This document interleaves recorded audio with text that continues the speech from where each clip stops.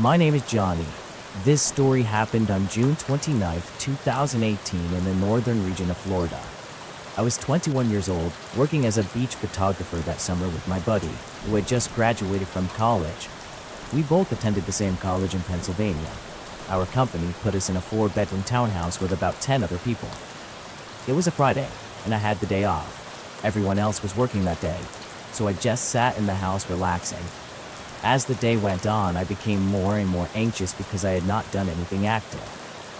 Usually, I walked at least 10 miles a day on the beach, taking photos of vacationers, and another day on the beach didn't sound as appealing as taking a break inside with the AC and some quality Netflix.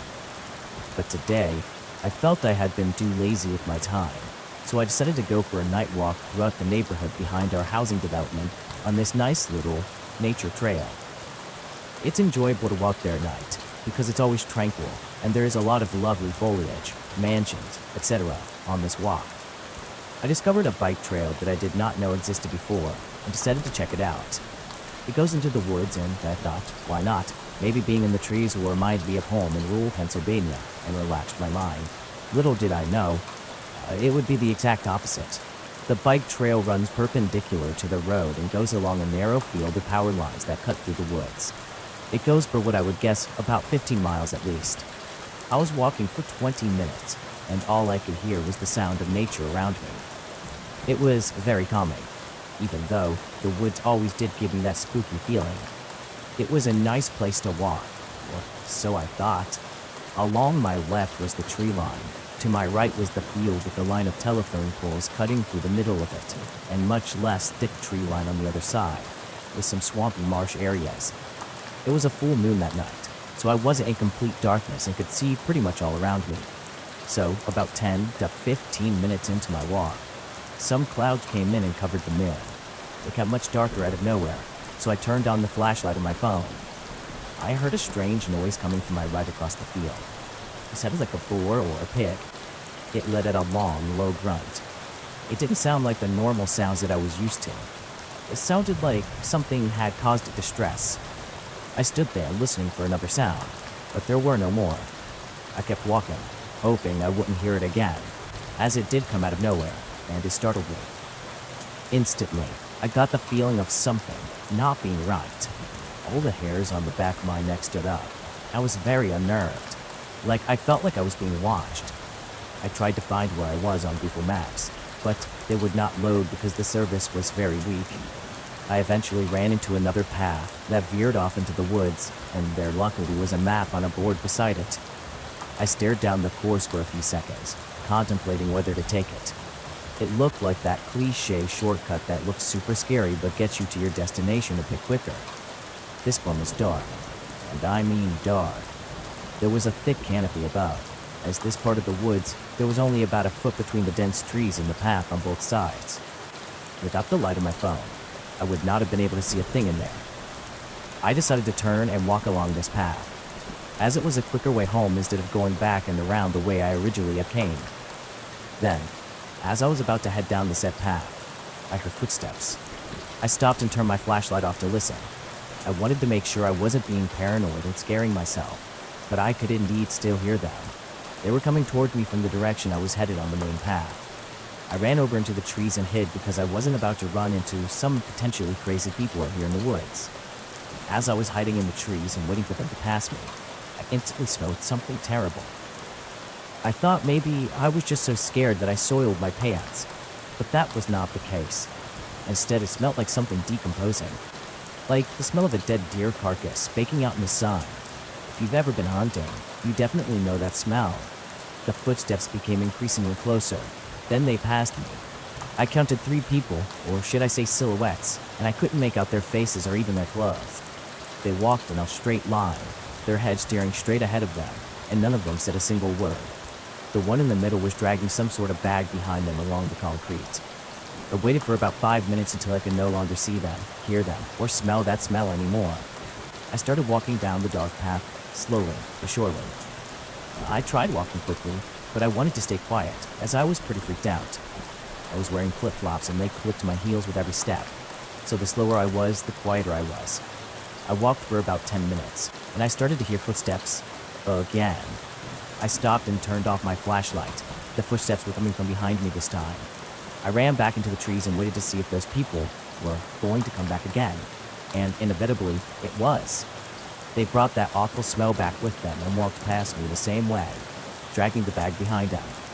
Were these people following me? Why did they happen to turn around and come onto this path as well? I stayed out there in the bushes for about 20 minutes or so, unsure of what to do. I didn't know if I should keep going the way I was going or run back. I hoped they didn't hear me though. As I waited, they came by again. Which is the freaky part. I heard a man's voice say a girl's name, this time though. Barbara Wilcox, or something like that. I waited another 5 minutes and just started running down the path. I picked up my flip-flops to make sure I didn't make any noise, and didn't even turn my flashlight back on. I ran for what honestly seemed like 10 minutes until I eventually had to stop to take a breath. I was still in complete darkness, and I turned my flashlight back on to ensure it wasn't being followed. I didn't smell that horrible smell, so I turned the flashlight back off to save my phone's battery and not give myself away. I didn't know how much longer I had to keep going, as this path did not look nearly as long on the map. I began to hear sticks breaking in the woods. They didn't sound like footsteps, but somewhat random. One would break to the left, then to the right a few minutes later. Finally, they started to get louder, and eventually I bolted again. I ran, and I ran, and I ran. I was afraid that there would be something chasing me if I ever turned around. The sticks breaking seemed to follow along on both sides, not too far behind me. It was a fight or flight situation, and I fled as fast as I could. After what seemed like running for an hour, I eventually saw lights and came out of the woods next to a sewage plant. I hurried home along the highway. No one was home when I returned to the townhouse, as they had all gone to a beach party. So I sat down, got a glass of water, and searched the name I heard on Google. Barbara Ann Wilcox. This is where it gets strange. In a nutshell, Barbara Ann Wilcox and a friend were from Iowa, and they were hiking through Florida in the 1970s. On their trip, they were murdered by a man named Gerard Schaefer. The cherry on top of the cake is that it happened in 1973, and the skeletal remains of the girls were found scattered throughout the area, which is known as Oak Hammock Park, in 1977 by a group of fishermen. Why were 3 people, if that's what they were, walking through the woods at night in the pitch black, saying the name of a girl that died 40 years ago, about 7 hours away in a different part of Florida altogether? And what the hell were they dragging behind them? I'm not sure if I want to know the answers. Throughout the rest of my summer, working in Florida, I continued to do my night walks, but I never went down that bike trail again. So, if you're ever alone in the woods, please be careful. You never know who or what you will find, or worse, who might see you.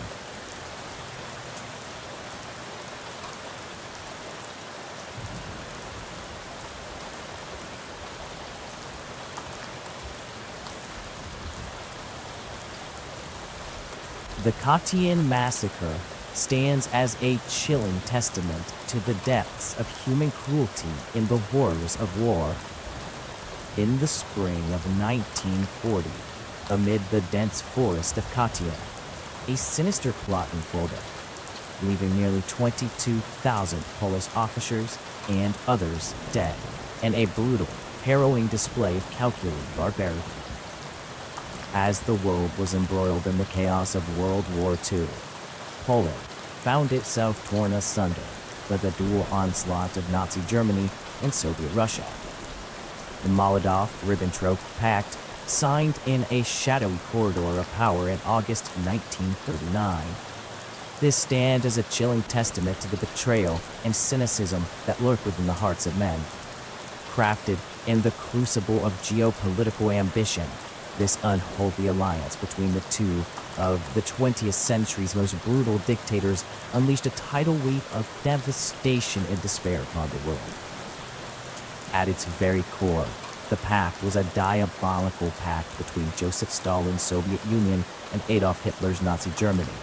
An agreement born not out of friendship or mutual respect, but out of a cold, calculated pursuit of power and dominance. Behind closed doors, Soviet Foreign Minister Vyacheslav Molotov and German Foreign Minister Joachim von Ribbentrop hammered out the details of this absolutely insane bargain that would shape history in not the brightest of ways. Central to the pact was the sinister division of Eastern Europe into spheres of influence. A grotesque carve-up of sovereign nations that condemned millions to a fate worse than death. Poland, already reeling from the onslaught of German aggression, found itself caught in a vice grip of betrayal as both Nazi and Soviet forces descended upon its borders with ruthless efficiency. But the horrors unleashed by the Molotov-Ribbentrop Pact did not end there. The pact heralded an era of darkness and despair for Eastern European peoples. In the Baltic states, Lithuania, Latvia, and Estonia, the Red Army swept across the land like a relentless tide, crushing all opposition in its path, and subjecting the populace to a reign of terror and oppression. The Soviet Union invaded Poland from the east, swiftly overpowering its defenses and annexing large swaths of territory. Among those captured were thousands of Polish military officers, policemen, and other members of the intelligentsia. Rounded up and transported to various prison camps across Soviet-occupied territories, these men became pawns in a sinister game of political expediency. In the spring of 1940, the Soviet secret police, the NKVD, carried out a meticulously planned operation to eradicate the Polish elite. Under the guise of special procedures, the prisoners were transported to the depths of the Katian forest. They were subjected to a chillingly efficient execution, bound and blindfolded. The victims were lined up at the edges of mass graves, their final moments shrouded in terror and despair. The crack of gunfire echoed through the trees as execution squads carried out their grim task with ruthless precision. One by one, the lifeless bodies of Poland's finest fell into the waiting earth, their hopes and dreams extinguished in a torrent of violence. But unfortunately, the horrors did not end here. In a macabre display of psychological warfare, the Soviet authorities sought to conceal their crimes by attributing the massacre to the Nazis. During the Nuremberg trials, which were a series of military tribunals held after World War II to prosecute prominent leaders of Nazi Germany, the Katian massacres were indeed mentioned. The Soviet Union had accused the Nazis of the massacre, but evidence emerged during the trials that implicated the Soviet Union authorities instead. The Nuremberg trials brought international attention to the atrocities committed by both the Nazis and the Soviets during the war. While the main focus was prosecuting Nazi war criminals, the trials also shed light on other war crimes and human rights violations committed by different parties during the conflict. The revelation about the massacre in Katian Forest at the trials underscored World War II's complex and often overlooked dynamics, highlighting the brutality and political motivations of multiple actors involved in the conflict. It wasn't until 1990, with the collapse of the Soviet Union and the opening of long-sealed archives, that the full extent of the Katian massacre was finally revealed. The discovery sent shockwaves around the world, laying bare the depths of Soviet depravity and forcing a reckoning with a dark chapter of Poland's history. As the Soviet Union was undergoing significant political upheaval and an untimely collapse, a series of events led to the exposure of a previously classified document relating to the Katian Forest massacre. These documents provided concrete evidence of Soviet responsibility for the massacre, contradicting decades of Soviet propaganda that had blamed the killings on Nazi Germany. The Katian massacre files, which included orders from Soviet leader Joseph Stalin and other high-ranking officials to execute thousands of Polish prisoners of war, were leaked from Soviet archives. This revelation was a profound moment, not only for historians but also for international relations and the memory of those who perished in the massacre. The disclosure of the documents confirmed that many had long suspected, but lacked solid evidence to prove. The Soviet Union, not Germany, had completely murdered all of these Polish officers and intellectuals in 1940. The release of the files marked a significant step toward acknowledging historical truths and confronting the atrocities committed by the Soviet regime during World War II. These documents played a crucial role in shaping history, understanding and prompting officials to apologize and to acknowledge that this has gone down. The Katyn massacre remains a poignant symbol of Soviet brutality in the complex history of World War II and Eastern Europe. Today, the Katyn massacre stands as a solemn reminder of how fragile human civilization can be, especially enduring legacies of tyranny. Amidst the tranquil beauty of the Katyn forest, the silent echoes of those lost souls, and they serve as a haunting testament to the horrors of war and the capacity for evil that lurks within all of us.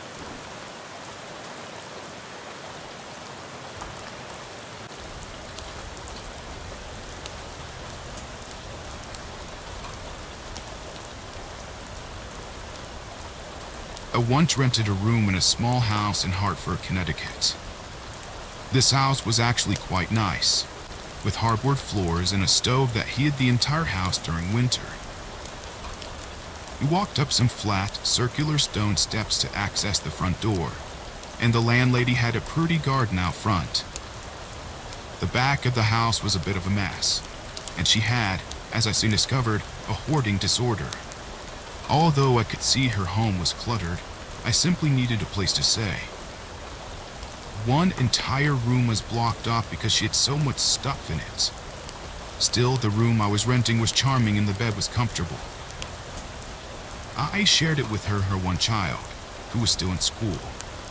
The bathroom was large enough to share, and there was a washer and dryer and Wi-Fi. Another person briefly rented the room downstairs before she bounced and checked out. I started having odd experiences in this house. It had an aura of stress to it. For instance, one night, I was alone in the house, as the landlady had gone to spend the weekend with her fiancé. It was cold enough that she put wood chips in the stove before leaving. I enjoyed watching the flickering in the darkness.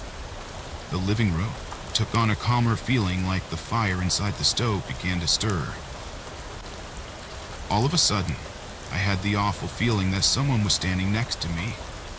Spooked, I went upstairs into my room and shut the door. The next weird experience came when I was doing laundry in her messy basement.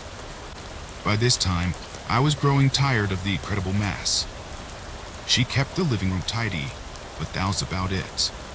I wandered around the dark room as the washer spun, then stopped in a kind of odd horror. Someone had sprayed painted the words "fuck" in blood on the back of the steps. Entirely chilled, I found my Bible and prayed over the words. I wondered if Satanists had lived in the house or witches at one point. I started to feel like I was living in the presence of evil. The room I was staying in grew colder, night after night, literally.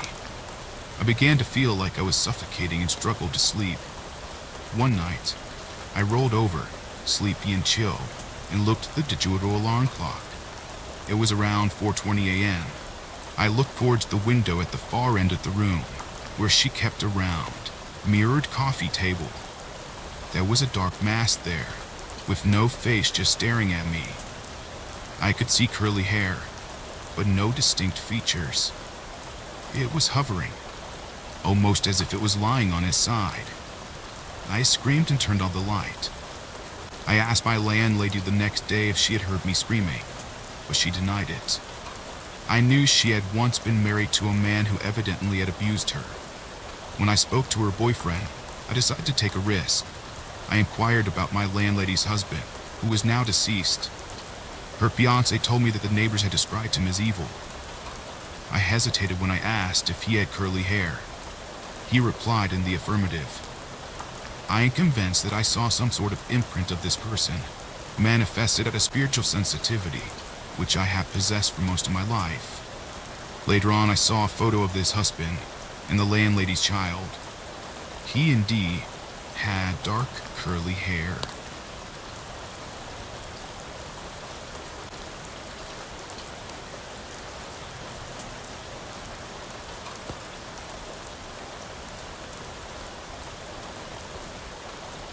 This actually happened this year in January. We went this New Year to my grandparents' house to see some relatives and to visit them because we are barely able to normally. They live in a small village with around 300 or so people. Most of them are around my grandparents' age or maybe even older. Besides a very, very old playground, there is a small shrine circle 1 kilometer away from the village. To reach it, we always have to walk through a forest. I know it sounds kind of like a cliche, but it's quite dark in there, even when it's still the daytime. We arrived around 4 p.m., so it was already quite late and we still had to wait for most of our relatives to arrive. My brother, let's call him Ryan for now, suggested that we should visit the shrine with the children that are already here. They don't have to get too bored, because honestly, there wasn't really anything going on and there's nothing to do in my grandparents' house. We asked around if anyone wanted to come with us, and in the end, we had about 6 people in our group. Ryan, my girlfriend, and I were the oldest, so we kept an eye on the children who were walking with us. Ryan walked a bit behind the group and my girlfriend and I were walking ahead. The reason why Ryan walked behind us was that in the area there are a lot of stray dogs and he wanted to make sure that the kids were safe because of the oldest one was our 10-year-old sister and she was only 4'4". If a stray dog came and approached them, they wouldn't be able to defend themselves and we would probably be a little too far away. So to prevent any incidents, we walked like this. When we arrived at the shrine, we prayed and then sat down on a few stones near the shrine, talking to each other while the kids played a few rounds of tag. Around the shrine area was a high wire fence so the visitors weren't bothered by animals or the other earlier mentioned stray dogs. So we let them run around and do their game and have fun. The only way to enter this area were the steps, so we didn't worry too much. We probably spent nearly an hour there before we decided to return home because it was already getting quite dark, and we didn't want to wander in the forest at night. When we called the children back to us, one of our cousins asked if they could take Bada with them. We were a bit confused, until Ryan said that she probably met an imaginary friend or something like that. Honestly, it was a bit creepy, but my girlfriend quickly said that we could visit Bada tomorrow, and we really need to leave now because it's getting late. They were okay with this and so we left. This time, I was the one walking behind the group. After we walked for a while, the cousin from earlier pointed into the woods and said, "Bada." We turned our head in the direction, not seeing anything. Ryan told us to stop walking and to be silent for a moment. Later, he told us that he wanted to hear if there was any kind of growling. Of course, we heard nothing. My girlfriend used her cell phone to light up the area a bit. She didn't have a flashlight on her phone, so she just turned on the brightness. Honestly, I was kind of glad that her phone didn't have a flashlight. After a few moments, we decided to continue walking, but my girlfriend still used her cell phone to light up the area. Suddenly she jumped up a bit even though it looked like she was pulling her shoulders back. We asked if there was something wrong. She whispered, "That side." We still didn't know what she meant, but frozen, we saw the 2 glowing points in the distance. We first thought that this might just be some metal reflected from the light. But then, the points partly disappeared and reappeared, so it had to be something moving. I really felt the urge to cry and scream. Normally I'm not creeped out easily, but this was even too much for my brother, and he was in the military. It was definitely too large for a dog or a raccoon. When we heard that leaves were rustling like someone was walking through the bush in our direction, all of us agreed that we should pick up the kids and get the heck out of there. We were running while my brother and I were carrying our cousins and my little sister were holding hands with my girlfriend. When we finally reached our grandparents' house, which was directly beside this forest, my sister and our male cousin were crying. Of course the adults were asking us what happened. We told them what happened and they kind of believed us and told us we shouldn't go there tomorrow. This maybe could have been a creep or some kind of weirdo. But to ease our worries a bit, my grandmother said we should place some salt lines in front of the windows and doors. It sounds a bit silly, but we felt safer when she did that. But the worst part is not over yet. Ryan, my girlfriend and I shared a room, but we couldn't sleep at all, so we talked a bit about what happened earlier. After a while, we did become tired and tried to sleep, but soon the peaceful silence would be interrupted by something that sounded like claws walking on wood. You know the sound when your dog walks over a wooden floor? But this was way slower, one claw at a time, agonizingly slow. At this point, not one of us was even moving, and we were definitely barely breathing. We hoped that it was just a dog or a fox. When it became silent again, we waited for a few more minutes and then we moved as far as we could away from the window. It took a while, but we finally fell asleep at some point. My father woke us up saying that we shouldn't have gotten so wild. At first, we didn't know what he meant until we realized that we were sleeping cuddled together covered in several blankets. After this, the next 2 nights nothing happened, but we didn't visit the shrine while we were there for the rest of our trip. When we drove home, we asked our father if he believed us that there was something out there. He said he did. Of course, our mother, who is a rational person, told him to shut up because he had started something to scare my sister. I still believe that whatever was there didn't have friendly intention.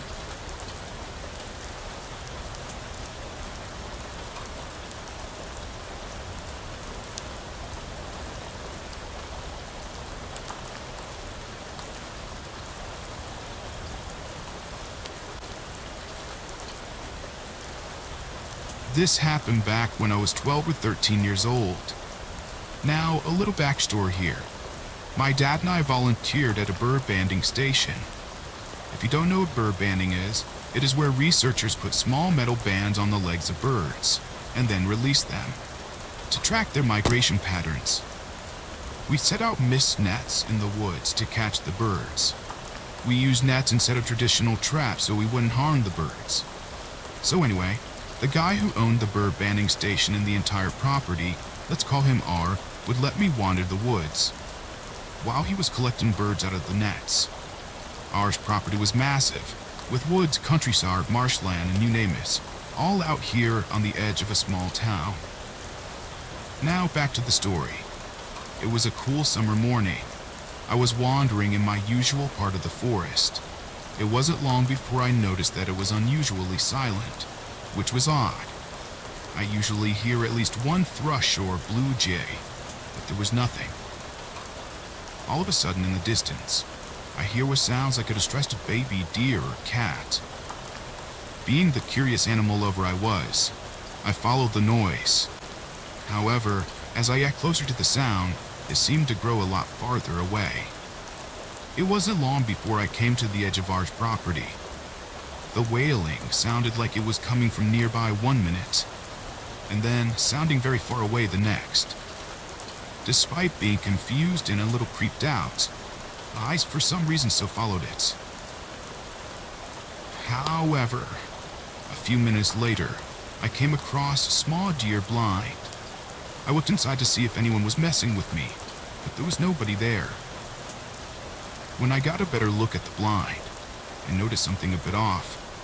There were massive slashes on the sides. They looked as if a person had slashed them with a knife, or an animal's claw marks. But there were no bears in this part of Michigan. Odd. So being a curious 13-year-old, I continued on my way to finding this distressed animal. I was walking along the edge of R's woods, trying not to go too far. I'm starting to get frustrated. Where the heck was this scream coming from? So being the naive little girl I was, I mimicked the noise that I was hearing to try to find my way back to the animal, to see if it would show itself. Not a minute passes by and I hear a noise that I will never forget. It sounded like a dog's growl, mixed with a buck's grunt.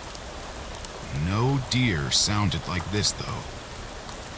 Something in my brain told me to get the heck out of there, and I did, leaping over twigs and branches until I'm in R's front yard. As I'm making my way towards his house, I hear the same sound, growling, coming from the woods, about 10 meters behind me at the very least. So instead, I run towards the research sack.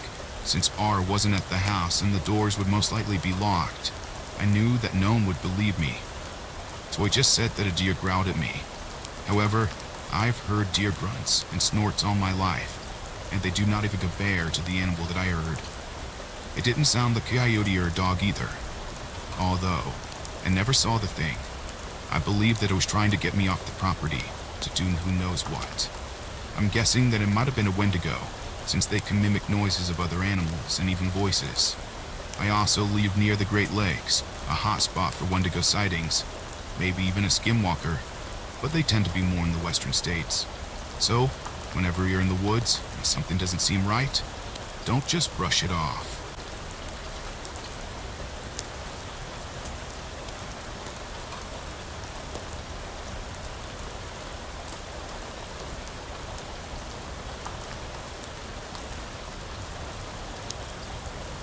When I was 13, maybe 14, my best friend and I used to steal metal dust caps off cars and put them on our BMXs. We always thought it looked cool. We were young and dumb. Anyway, one night we were bored and decided to go looking around some estates for some dust caps. We eventually settled on a target about 15 minutes from where I lived. The place was small, but it was also almost completely surrounded by woods. We rummaged through the place, but we only make it out with one dust cap. I'm getting ready to take the dust cap off when I notice a man walking by. Crap, he's seen us, I think to myself. After a few seconds and nothing happening, my friend decided we should wait for the man to go back inside, and we wait by some bushes by the little pathway facing the woods. As we were chilling, trying to act normal, I heard the sound of branches breaking.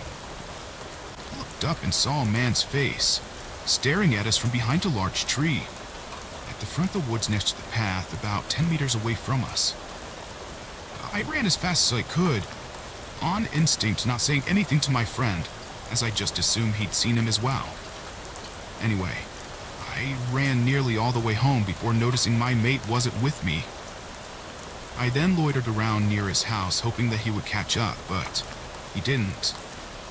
I began freaking out and trying to decide what I'd do, as I wasn't going to leave him behind. I slowly walked back to where the guy had been seen last, but initially, I didn't dare go any further as I was afraid of what he would do if he saw me again. I eventually decided I'd suck it up and go back to the estate and see if I could find my mate. Keep in mind we didn't have cell phones back then. I couldn't find him, and the more I searched, the more I was thinking, I'm going to get into so much trouble for this. I'm going to have to go to his house and tell his dad. This was the last-ditch plan, obviously, as he had been in deep crap before if he found out we were at night doing this. Thankfully, though, as I headed back, assured of my doom, I saw my mate fast walking. Where have you been? I asked him. Getting these, 2 for you, 2 for me, he said. He had 4 skull-shaped dust caps in his hand. They were super cool. Did you not see that weird guy in the woods? I asked. Yeah, he wanted me to come over to him. I just told him to F off and went back for the dusties. Here I was, crapping myself over some weirdo my mate wasn't even bothered. Anyway, we went home, and all was forgotten until years later when I moved out to my parents' house and into a flat of my own, but in the same estate as my parents. I had bad insomnia at the time, and this was when I was around 20 or so I used to take my dog on long walks when I couldn't sleep. One night, roughly around 3 a.m.-ish, I put my coat on and headed out with my dog. I ended up going on the top of this housing estate. As I was walking around the perimeter of the estate on my right of the woods was on my left, and this dog stopped walking around 20 meters in front of me. I didn't pay much attention of it until I got closer. The hairs were standing up on the back of her neck, and she was baring her teeth at something in the woods. I stopped for a moment and distinctly remembered the smell of someone smoking cigarettes right next to me. It goes without saying I sprinted the hell out of there and never went back again. Sometimes I think of going back there during the day just to walk through the actual woods, but F that. I haven't built up the courage yet.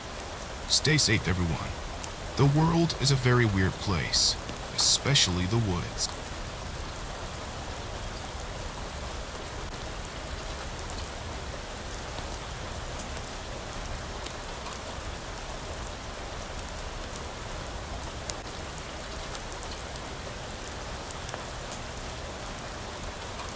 I'll have to say, this is probably the scariest experience I've ever had, and I'm going to share it with you. It started when I got a babysitting job for my neighbors. I had to go to a meeting. I was about 18 years old when this happened, and it was really easy taking care of the baby. I had a really fun time. This was until the baby started crying. I had a very hard time calming it down. When I did, I started hearing banging on the walls. I opened the door to see what was going on. I found nothing, so I closed the door. I put the baby to sleep and rested on the couch watching some TV. I heard banging coming again from somewhere in the walls. I got annoyed quickly. I opened the door again and walked around the house with a flashlight and a knife. I used a knife just in case, safety precaution. Again, I didn't find anything out there until I heard this loud and horrific screech. I covered my ears and went to the back of the house because that's where the screech was emanating from. I then looked to find this lanky, tall, massive beast with the head of a goat and a human body. It stood on two legs. It looked down at me, screeching yet again. I was shocked and scared. I barely even moved. I then flashed the light into its eyes and stabbed the beast over and over, about 14 times before running away into the nearby forest. I left the knife in his chest as it ran. I then ran back into the house, closed and locked all of the doors. I also closed all the blinds. I ran to the baby's room and made sure the baby was safe. I then stayed in the room with the baby till the parents came back. I couldn't relax at all after that. They paid me $50 and then thanked me. I then walked home traumatized. I had to get rid of my clothes because they were covered in blood, but luckily I was able to cover my shirt with my jacket so the family didn't notice.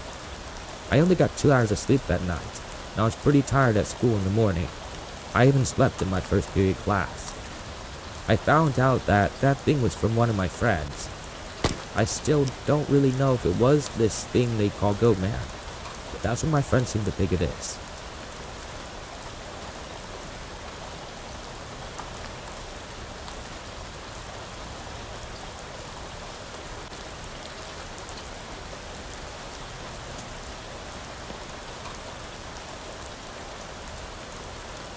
Well, to start this off, I grew up in the 1970s in a small town in North Carolina. Well, it was almost too small to be called a town with only a school and a couple of small shops. I'm guessing you can imagine how boring it would be to be a teenager there, and it would have been so if it wasn't for the woods. The neighborhood that I lived in was backed up to a big forest that spread out for about 3 miles. And it's where I spent most of my teenage years with my two best friends, Levi and Connor. They both were in my class at the time. We were all 15. Levi lived across the street. He was smart and kind of quiet, unlike Connor, who lived down at the bad side of the neighborhood. Connor was a troublemaker, always getting sent to the dean's office at least once a week. He was loud, obnoxious, and a natural leader, always finding something for us to do. Be it legal or not, when he was around, we were never bored. It was the beginning of the summer holidays, and Levi had called for me. We went down to get Connor, and he was messing around with his younger brother's scooter in the front yard. We asked him if he wanted to go into the woods, and he said yes. Now, just in case this may be necessary, Connor had almost black shaggy hair, the most beautiful eyes.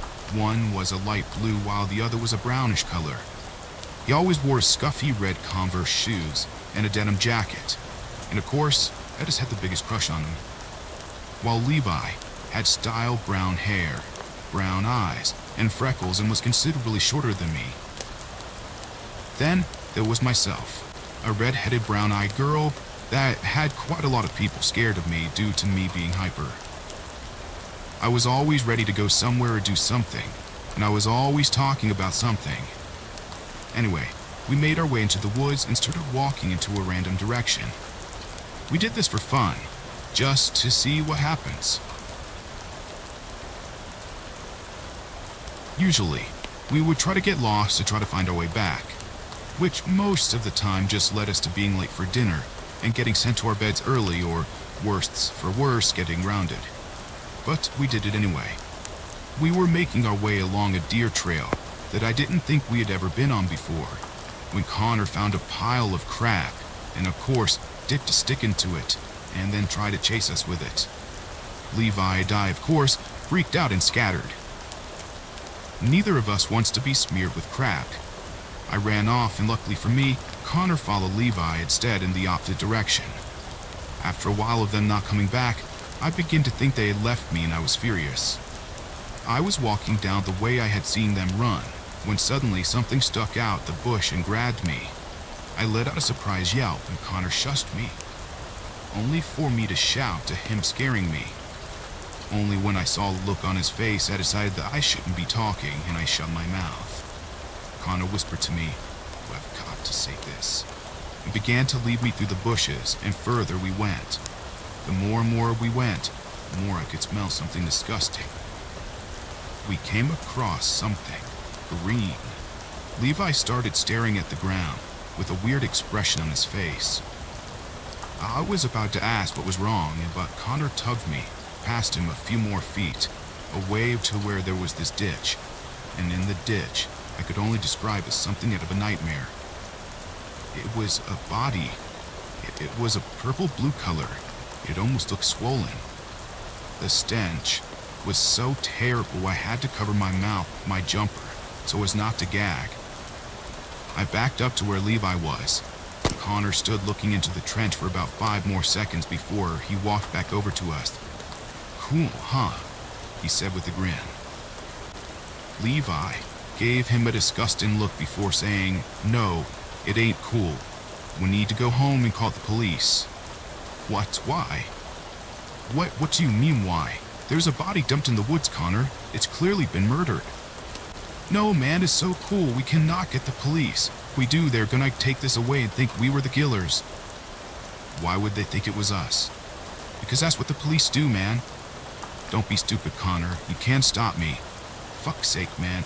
If you get the police out here, this will just be on the news, and we'll get questioned by everybody. They'll probably set out a curfew. They'll ban us from going into the forest. There'll be police everywhere. And then, you know what? Summer will freaking suck." I had just been quietly watching the argument take place, not really caring about what happened. But that got me, and there was no way in hell I was going to let my summer get ruined. Connor's right. "What? You're not serious." "Levi, we have the whole summer left to do whatever we want. Do you really want to spend it inside with a curfew?" "Yeah, man, 2 against 1. Come on, you can't do anything stupid." Levi looked crushed. "Fine, but I'm not coming near this again." Connor had let out a whoop of joy, and we had made our way home listening to him talk about how cool it would be and how this would be our secret. Well, the secret didn't last very long, as by the end of the week Connor had shown all the rest of our friends, and it was a miracle that nobody did call the police. But I guess that just goes to show how close everybody was. We were like one big family, and almost like all families, we had our secrets. The body remained there for the rest of the summer. I only went up a few more times, and I'd gotten less interesting. As each time we went, there were only bones left. Anyway, on the last week of summer vacation, we decided to have a big campout with all of our friends. There was me, Levi, Connor, Josh, and Wash. He was a loud-mouthed boy with mousy hair and blue eyes. Alice was there as well. She was a quiet girl with straight brown hair. Courtney was there, who I could only describe as the only girl I actually saw as a friend, probably because she was the only one who put thought into things and didn't have a bratty attitude. And then there was Keddy, the kid whose garden we were camping in. He had sandy blonde hair, brown eyes, freckles. His dad owned the biggest garden, so of course we could camp there. And as an added bonus, Kenny's garden backed right up into the woods. And even though we had promised Kenny's mom that we wouldn't go into the woods after dark, we were definitely planning to. But unfortunately, our plans were foiled by a good old Mother Nature, as she decided to make it rain. So all 7 of us piled into this big tent, which belonged to Courtney. We played cards for about 2 hours, making up new games with crazy rules. Joss even suggested that we play strip poker, only to have a shoe chucked at him and to be told that if he carried on acting like a pedo, we would send him home. He quieted down after that, and we carried on playing until Kenny began complaining that we were going to run out of oxygen. This went on for a good 10 minutes before he decided to unzip the tent to stick out his head so he could breathe. "Hey guys, the rain stopped," said Kenny excitedly. "Seriously?" I said. "Yeah, let's go do something." We then all argued for a good 20 minutes about where we were going to go and what we were going to do. And so far, breaking into school and hanging out there was winning until Connor said, "Why don't we go see the body?" That was it.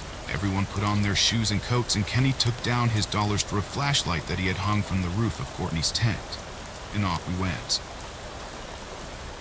Connor and Kenny led the way, but Kenny's flashlight, to be honest, was pretty crap and didn't light anything very well. And I don't believe that we needed it anyway, because even though I hadn't been to the body in weeks, it was burned into my mind how to get there. The whole way there we were talking about what it would look like now, and how creepy this all was, and then the conversation took a turn that it never had before. We began talking about who we thought the body was and why they were dead, and who had murdered them, and this scared me because it made me see it for what it really was, a dead body of a murdered person hidden by someone in the woods, and we had never reported it. I brought this issue up to Connor, who simply stated, "It's too late now, there's probably only bones left, and even if we did tell the police, we would get in trouble for holding off for so long."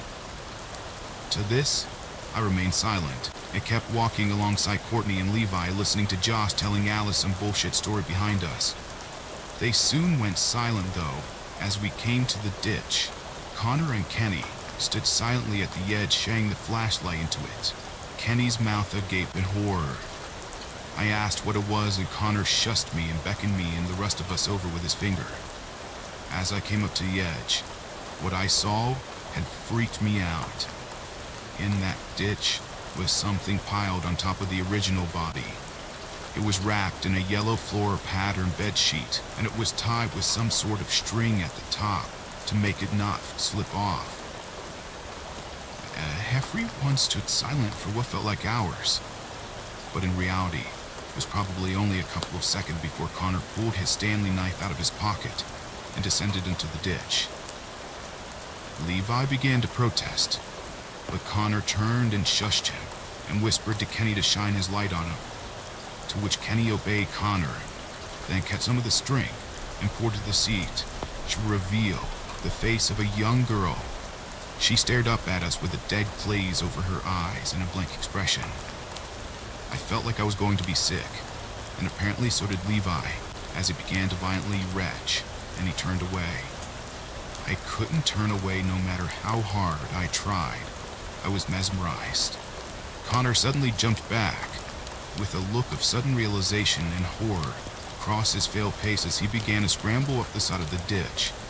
Josh helped him up, and a chorus of what happened and what was it began, only to have him frantically shush us. With a shaking voice he said, "It's dry as bone."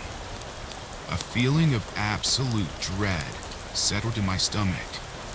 If you don't get what the big deal was, it had rained only an hour earlier, and everything was wet. This body was dry, which means that it had been put here recently. Everyone was silent. Then there was a noise behind us across the ditch, and my heart was in my throat. As we turned around, and Kenny quickly pointed his flashlight at where the noise was coming from. Then, suddenly from across the ditch came an extremely bright light, illuminating us and making the person holding the light impossible to see. "Run!" yelled Connor, grabbing me by the arm, and everyone sprinted.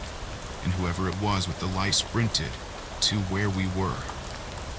They were running violently, randomly illuminating trees and brushes that scared the shit out of some deer. And then suddenly, it went off. I felt my heart stop, and Connor was muttering, "Shit, shit, shit, where the heck is he?" under his breath as we ran for our lives. I tried listening to hear if a guy was still coming after us, but everything was so blurry I just couldn't keep track of who was doing what and where the noises were. Levi stumbled, and a couple of seconds later, face streaked with tears of fear, followed by Josh.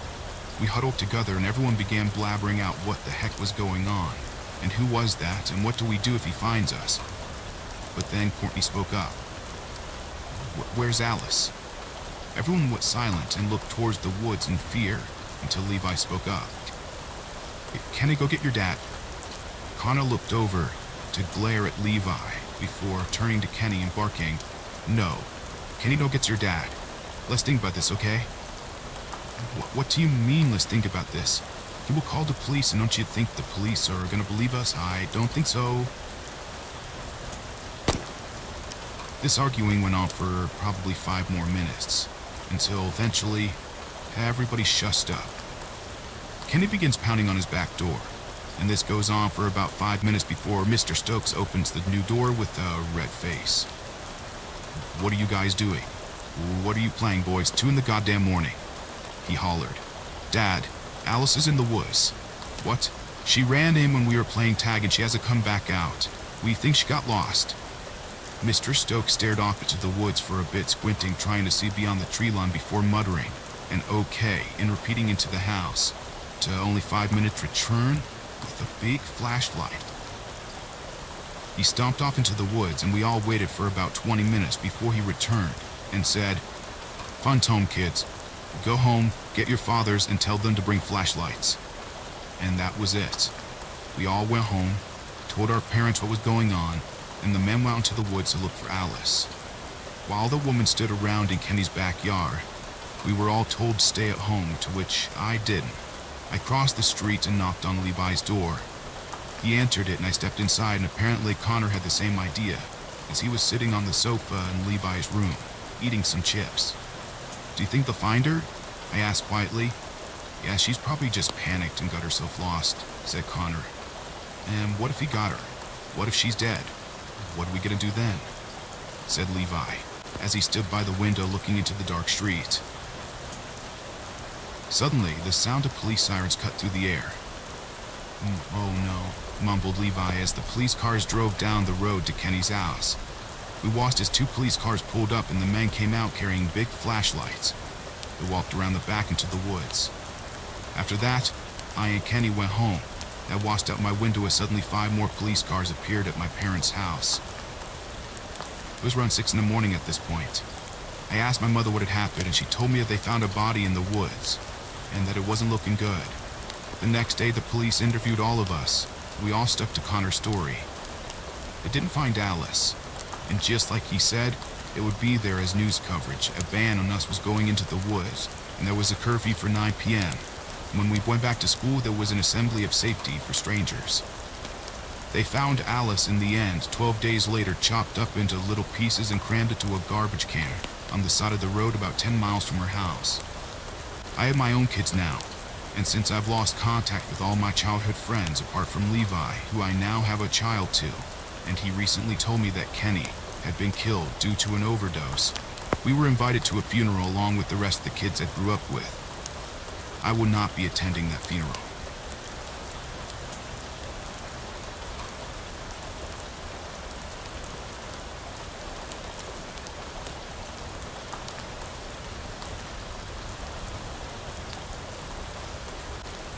This happened on November 2nd of this year, 2018. I was just getting out of work, and I decided to see if any of my friends wanted to hang out and probably spark up. My hours were shortened thanks to winter scheduling, so I got out at 9 instead of 10. The moment I got out, I called my friend Bobby to see if he wanted to drive around with me and go smoking at this hiking trail in my town, since it just got a new parking area recently. I picked him up, and we smoked on our way to the trail. My town is small, and it only took 5 minutes to get there. The trail we were on is out of the way, so there isn't much light or housing in the area. We pulled up in front of the trail, and I stopped in the middle of the road. It's typically dark by 9 during the winter, but this darkness was a thick black tarp enveloping the parking area, so we decided screw that, and we left. My pride being wounded for driving away like that, I told him to hit up my cousin Mike. Me and my cousin had a falling out in high school, but I thought it was about time that we buried the hatchet. We picked Mike up and started telling him about the trail, and he agreed he thought it'd be a fun idea if we went. Feeling safer with another person tagging along, we came up the dark wooded road and pulled into the parking area. We got out and started walking towards the trail. Some info about the trail is it splits into two parts, so you can go from one end all the way around, or you can go up the hill and go all the way around. We had our flashlights on our phones on, and we decided to go all the way around. As we walked through the wet leaves and over roots, we came to an object in the path. "That looks like a cross, my guy," I said. Mike and I stopped in our tracks, as we'd seen enough horror films to know it's the ones that get curious and investigate who wind up dead. Bobby, on the other hand, seems to have had balls of steel, or a death wish, because he just kept walking towards it. "It's just a trail sign," he called out. We started walking after him when I got a very weird feeling. It felt like the butterflies you get when you're nervous about something, but it was deeper than that, and it made me feel very uneasy. I let Mike know something felt quite off. "Yeah, I don't like being out here either, to be honest," Mike said. Soon after saying this, he stopped and let me know he heard something. I laughed, swearing I wasn't going to fall for that childish prank. Unfortunately, when we were almost to Bobby, I heard a rustle in the woods. I stopped in my tracks and pointed into the distance. Initially, there was nothing, so I thought we imagined it. But as Bobby started walking back towards us, the sound of leaves crunching in the woods followed. It was a lot like something trying to quietly stalk in a forest. They have to walk slowly or perfectly in time with you, but there's still the crunching sound of leaves. "We should probably leave," Mike said. Agreeing with Mike, we quickened our pace back down the trail. The slow crunch of leaves turned into a heavy stepping. As we ran, we could hear something alongside us, stalking us through the woods.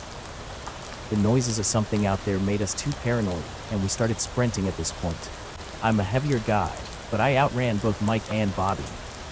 I turned to look into the woods, and I saw the black outline of what looked like a person behind a tree, just staring at me. I saw this for a few seconds before sprinting again. The figure must have been at least 7 feet tall. When we made it out of the woods, we could still hear the thing not far behind us. I fumbled for my keys, struggling to get them in the lock, but as I did, I noticed that whatever was stalking us in the woods seemed to be walking back and forth along the edge of the woods. I decided not to question it and got in the car with Mike and Bobby and slammed the gas to get us out of there. When we finally made it home, there were no more issues. We were never stalked outside of those woods, and nothing seemed to follow us home. One of my biggest questions from the entire experience is what would have happened to us if we decided to go up the hill from the beginning. Would the thing stalking us have come up from behind us? I shudder to think what would have happened then. We hope to go back someday, but for now, we're just thankful to be alive.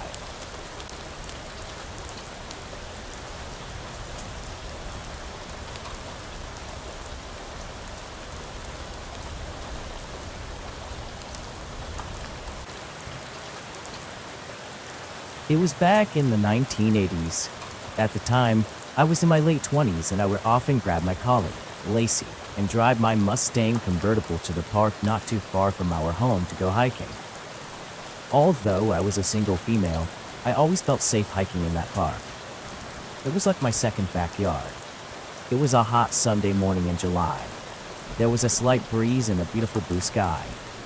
It was pretty early, around 8:30 a.m., and the park was deserted when we pulled up into the parking area. The parking lot was near the picnic area and restrooms, and it would get crowded later in the day when the families arrived for their picnics and the fishermen would make their way out to the lake and try their luck at catching that elusive big one. This park covers 1,900 acres of land and has miles of wooded dirt trails that intersect each other. There are a few main trails that pass by a lake and meander along a lazy river and lead to 3 hidden, breathtaking waterfalls. It is heavily forested, and in the summer, when the leaves are all on board, the trail's visibility is limited to the path. I loved that park, hiked it often, and knew the trails like the back of my hand, and enjoyed having it to myself. I intentionally chose times when I knew it would be less crowded. The lot I parked in is across a little road from the head of my trail. It's my favorite trail. As I called Lacey out of the car and snapped on her leash, another car pulled into the lot. He parked rather close to me, and I found it rather annoying and a bit strange. I go there for solitude and peace, and there were plenty of other parking spots, and there was no need to crowd me. The trail Lacey and I wanted to hike on was across the road, so I headed that way. We started up the hill and onto a heavily wooded hiking trail. For some reason, I was feeling a sense of dread and glanced at the man as he was getting out of his car.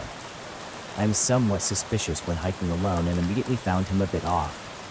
Something about him was setting off alarm bells in my head. He appeared to be in his 40s, and was by himself, which is not unusual. A lot of people hiked by themselves.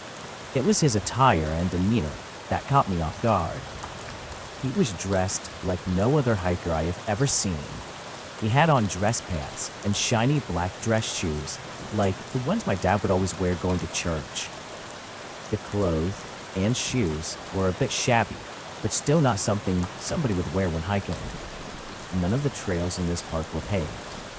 They were all dirt and often muddy since they crossed meandering streams.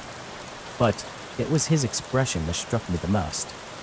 He was staring intently at Lacey and I, with no expression on his face, and it was making me extremely uncomfortable.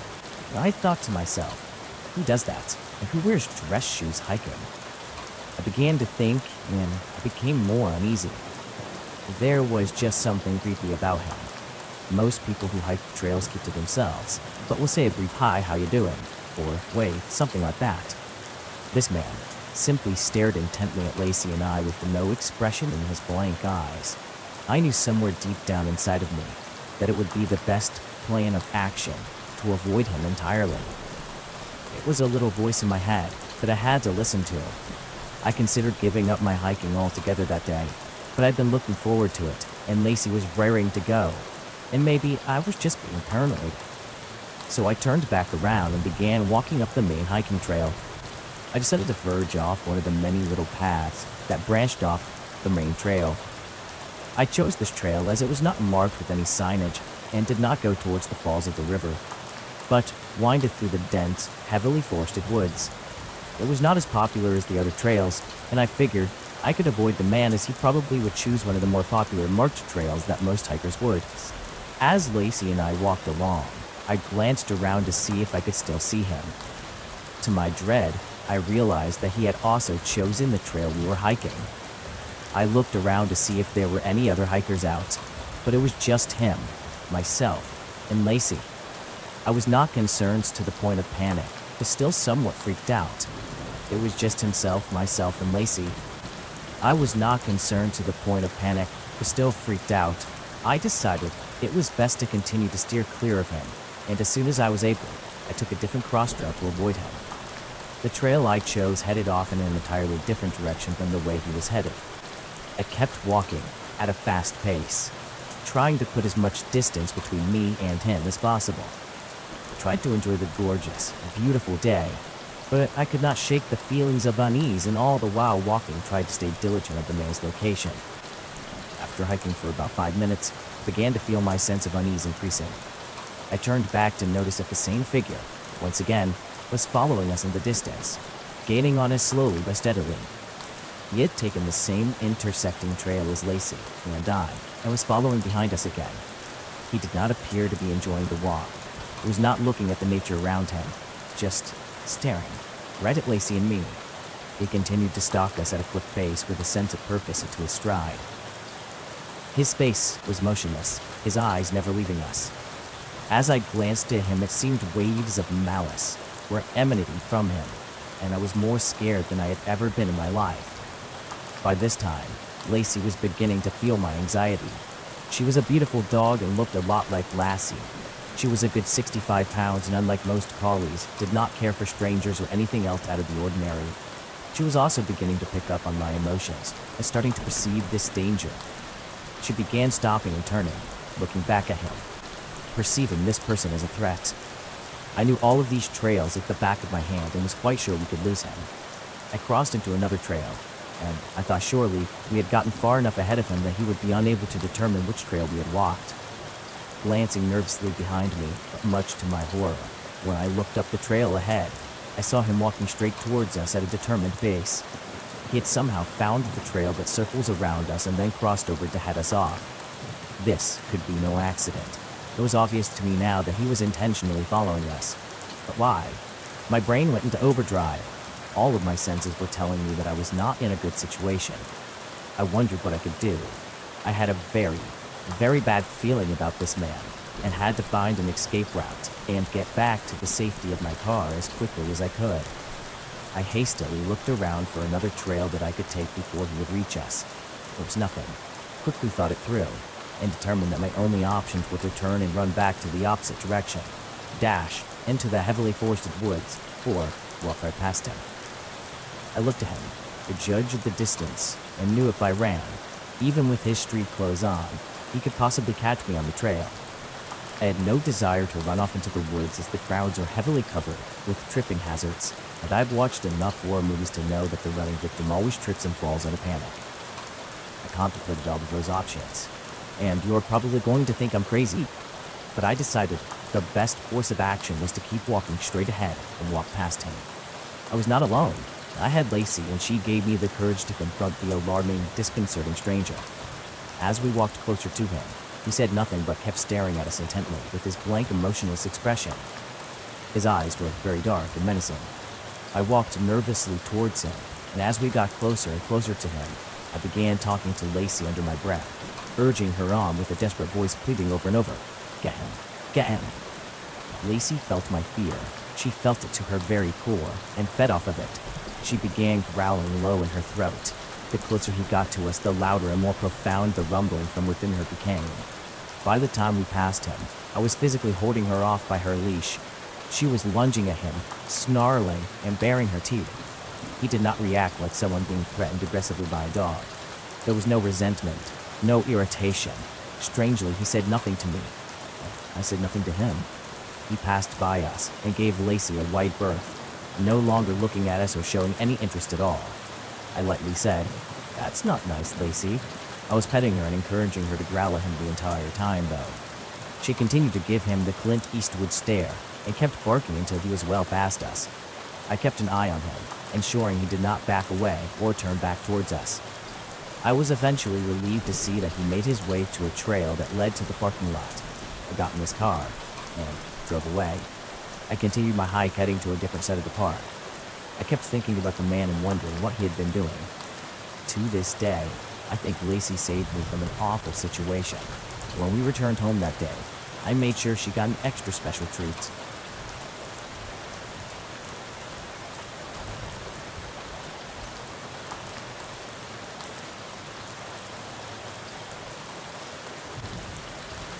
This is a warning for anybody living or visiting Fairbanks, Alaska. Avoid the eastern side of the Farmer's Loop and avoid Sheep Creek Road at night. Roughly about 10 years ago, I saw my first monster and I was driving home from the hospital with my mom. We lived in the middle of the Farmer's Loop. Since the hospital was closer to the eastern side, we took that side home. Almost right after turning on to Farmer's Loop, there is a clearing. Some may call it a field due to its size, but it's just a clearing. There is a big metal tower in the middle, surrounded by a forest in case you want to look for it.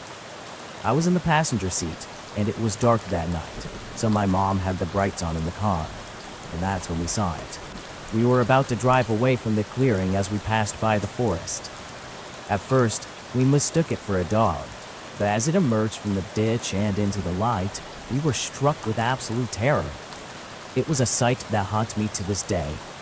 A half-naked figure, crawling on all fours, its pale skin glowing in the darkness. My mother's screams filled the car as she accelerated, and I, just a mere child at the time, was absolutely overcome with fear. As we drove by it, this thing lifted its head, and I saw its grotesque face. There were no eyes. It just had black holes where they should be. There was no mouth, but I could have sworn that it was trying to smile. We only talked about it in the car that night, but I can't ever remember her bringing it up again. I have tried to bring it up to her, but she always says that she just doesn't remember. However, there's a look in her eyes that I can tell that she knows exactly what I'm talking about. She probably knows what it is. That's part of the reason that we tend to avoid the Farmer's Loop. There is also a feeling that lingers on the eastern side of that road.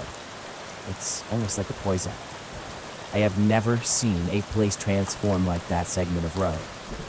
Before, it was filled with happy people who led good lives. Now it's filled with people who fake happiness, but you can tell something is just off. There's also a homeless camp out there called a Dead Man's Cemetery, and you should definitely avoid it. If you go out there late at night, there is a man who stands by the road and just stares you down while wielding a machete. After 10 years of no monsters, and almost being convinced that nothing wrong had happened over the last 10 years, something happened tonight that proved to me the poison was genuine. I decided to go for a late night drive to that forest, which took me past that university and down Sheep Creek Road. A big flash of light was past the university, almost like an explosion. I thought of it when the next one came. 2 minutes later, the next flash hit. My car's tire light came on. It's been having some issue for a while now, so I decided just to turn back, go back to Fairbanks, and grab some air for the tire. I came around a bend, looking for a spot to turn around. I saw the reason for the flashes of light. Beyond the hill, I could see lightning, but it didn't seem normal. About 6 of them were coming out of the sky from the same exact spot and then curving towards the ground before going outwards and touching down in random places. I thought it was weird and got my tire aired up. After getting air in the tire, I decided that I was way too curious to go home and ignore the flash. So, like the idiot I am, I went back. The light flashes were coming every 3 minutes, and more people than I'd ever seen were leaving their homes on Sheep Creek. I don't know what was going on.